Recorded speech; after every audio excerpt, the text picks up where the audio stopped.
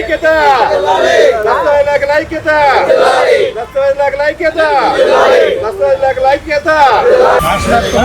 రాష్ట్ర వ్యాప్తంగా సుమారు 10 రోజుల నుంచి దస్తావేజ్ రైటర్స్ నిరసన కార్యక్రమాలు చేస్తున్నారు.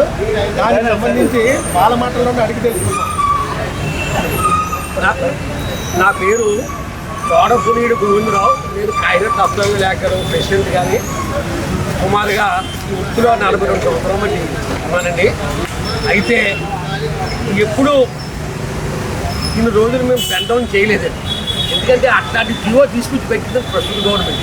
జియో నెంబర్ 396 అని చెప్పేసి జియో వచ్చింది. ఆ జియో వల్ల ప్రైవేటీ విధానంలో రిజిస్ట్రేషన్ చేసేస్తారు అని చెప్పేసి ఉన్నాను అందులో. దాని గురించి వారు ఏ విధమైన మాకు సంజాయిషి ఇవ్వలేదు. ఆ భాగంగా మేము ఈ బెల్డౌన్ కార్యక్రమం చేస్తున్నాం. చేసేటువంటి సమ్మె మీ యొక్క ప్రయోజనాల కొరక లేదనుకుంటే ప్రజలు కూడా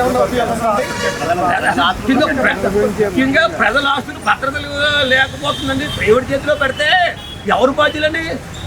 ఎవరు అసలు రికార్డు ఎవరు చూస్తారు? రేపు ఏమన్నా అక్కడ నుంచి ఏదో కోర్టు ఒకసారి సాక్ష్యం చెప్పాలండి, ఎవరు వచ్చి చెప్తారు? ఎవరు బాధ్యత తీసుకుంటారు? అసలు ఈ దస్తావేజ్ వీళ్ళే ఉంది. అయినా ఒరిజినల్ డాక్యుమెంట్ కూడా ఏదో ఫోటో స్టాట్ కాదు కానీ ఏదో పేపర్ వస్తుంది బయటికి, అదే ఇస్తామనుకున్నారు. ప్రింటెడ్ పేపరు మరి అదే చెప్తున్నారు. దీన్ని బట్టి అదిగా మరి మా ప్రజల సపోర్ట్తోనే ఈ కార్యక్రమం చేస్తున్నాం. మేము ఇప్పటివరకు చెప్పాను, ప్రజలందరూ ఆగారు. మా బతుకు పోతుంది, మీకు ఫోటో స్టాట్ కాపీలు వస్తాయి ఇవి వస్తాయి అని మా బతుకు పోతుంది, మీరందరూ మాకు సహకరించాలని ప్రజలతో అందరూ చెప్పండి. ప్రజలు కూడా మాకు సపోర్ట్ చేస్తున్నారు, చాలా వరకు సపోర్ట్ చేస్తున్నారు. ప్రజలు కూడా ఈ ఉద్యమం మీద, ఈ జీవో మీద మేము ఎప్పుడైతే న్యాయమైన కోర్టు సాధించాలని మా దీక్షలు మొదలెట్టాము, ఇక్కడ ప్రజలకు కూడా తెలిసి మన ఆస్తి రిజిస్ట్రేషన్ ఇప్పుడు చేయించుకుంటే సరి అయిన రికార్డింగ్ అవ్వదనే ఒక అపోహ వాళ్ళకి కలిగింది. అనుమానం వచ్చే రిజిస్ట్రేషన్లు ఆగిపోయాయి. చెల్లు రసీదులు ఇలాంటి చిన్న మిస్లేనియస్ ఏమో జరుగుతున్నాయి తప్ప పెద్ద పెద్ద సేల్ డీట్లు కానీ రిజిస్ట్రేషన్ ప్రక్రియ జరగట్లేదు. పార్టీషన్ డీట్లు కానీ, దాన పట్టాలు కానీ, సెటిల్మెంట్లు కానీ, ఆస్తి బదలాయింపులు ఏవి జరగట్లేదు. జీవో నెంబర్ 396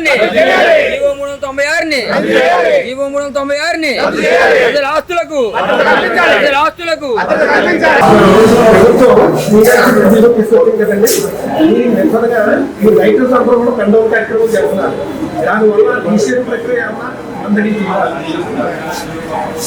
రిజిస్ట్రేషన్ ప్రక్రియ అనేటువంటిది సంఖ్యాపరంగా తగ్గినది.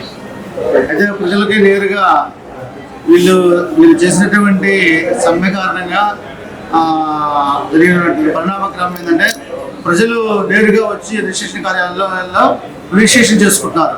ప్రజలు ప్రభుత్వం ఏ మార్పు అయితే కోరుకుందో ఆ మార్పు ప్రజల్లో వచ్చింది.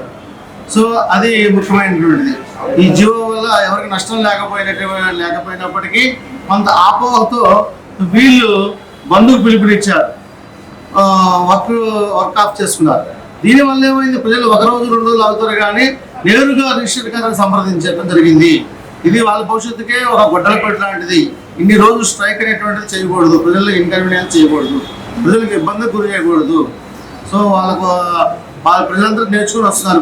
ప్రభుత్వానికి కూడా కావాల్సింది ఏంటంటే ప్రభుత్వం ప్రజలు నేరుగా వచ్చి ప్రభుత్వ కార్యాలయాలను సంప్రదించి వాళ్ళకి కావాల్సిన కార్యక్రమాలు చేసుకోవటం. ప్రభుత్వం తీసుకున్నటువంటి చాలా ఉపయోగకరం, పారదర్శకమైనటువంటిది, వేగవంతంగా సేవలంచుకోవటం. డిజిటల్ అడ్మినిస్ట్రేషన్ లో భాగంగా ఇప్పుడు స్లాట్ పద్ధతి అనేది పెట్టింది. ఆ గంటలోనే వాళ్ళు వెళ్ళిపోతున్నారు. ఇంతకుముందు గంటలు వెయిట్ చేయాల్సి వచ్చేది. ఇప్పుడు ఏ సమయంలో అయితే వాళ్ళు స్లాట్ బుక్ చేస్తున్నారో ఆ సమయానికి సంబంధించి అరగంటలో వాళ్ళు వెళ్ళిపోవడమే. ఇతర కార్యక్రమాలు ఏమంటే వాళ్ళు వెయిట్ చేయాలని తప్పించి వెంటనే ఈ సైన్లు, ఈ కేవైసీలు, వాళ్ళ రిజిస్ట్రేషన్ పూర్తి చేసి వెంటనే దస్తావేజ్ కూడా వాపస్ ఇవ్వడం జరుగుతుంది. ప్రభుత్వం ప్రవేశపెట్టినటువంటి డిజిటల్ అడ్మినిస్ట్రేషన్ లో భాగంగా ఇది చాలా విజయవంతమైంది. ఇంకా వేగవంతంగా, ఇంకా పారదర్శకంగా సేవలందించే భాగంగా ఎవరిని నష్టపరచకుండా ప్రవేశపెట్టినటువంటిది RSK. RV Ramarao, joint sub registrar 1, Kakinada district registrar office, RO, OB.